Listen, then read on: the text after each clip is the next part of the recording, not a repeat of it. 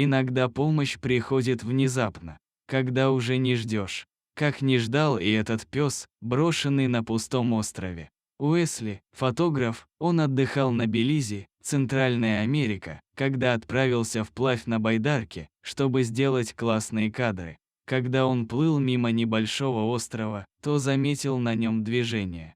Среди сухих веток стоял истощенный, голодный, жалкого вида песик. Несмотря на отсутствие сил, увидев парня, он радостно завилял хвостом. Уэсли не мог поверить своим глазам. На пустом острове, где нет еды, жил песик.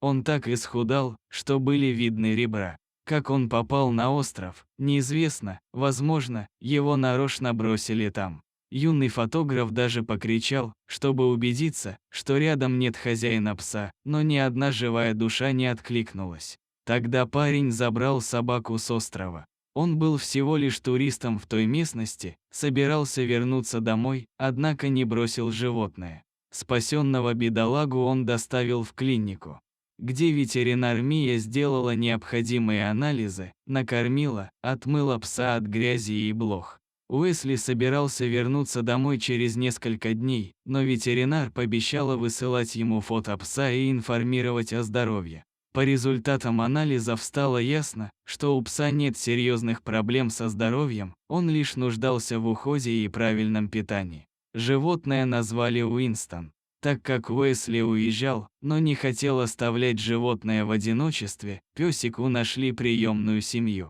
Несколько месяцев он жил у девушки по имени Мелани. Уинстон преобразился на новом месте, начала расти красивая шерсть, пес стал набирать вес. Уэсли знал, что прощается с Уинстоном ненадолго.